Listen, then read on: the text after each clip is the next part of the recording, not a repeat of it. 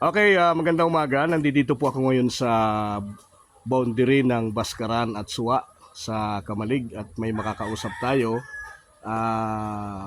tungkol po sa nangyari kagabi sa Bulkan Mayon. Kukunan lang natin siya ng experience nung naranasan niya kagabi. Anong pangalan mo, sir? Yun, Ibriha. John Nibreha. Okay. Anong experience mo kagabi, sir? Pwede bang mailahad mo saglit nangyari kagabi? Nakita ko, nagkaruriknom na abo na. Mhm. Grabe, malang abo. Oh, grabe. Saan kayo lumikas? Dito na lang, sa bahay. Base sa karanasan mo, anong experience mo kapag Sanay na ako dyan. sanay na? Sanay na. Ano yung ano mo dito? Ano yung kabuhayan mo dito? Paroma, farmers. Farmers. Di naapektuhan yung ano mo, yung kan? Palayan. Okay, ano yung Tanim. panawagan o yung tanim mo dito? Yung mga pananim mo dito? Ano ito? Palay. Palay, okay.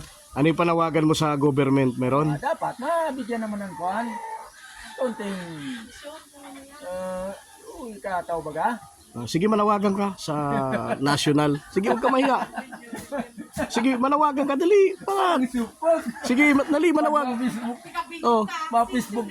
okay lang. Sige, manawagan ka para ano. Naman, siyempre. Ikataw barang. Natulong barang kung... So, ano yung tulong na kailangan? Siyempre, gusto nilang itaw sa atin.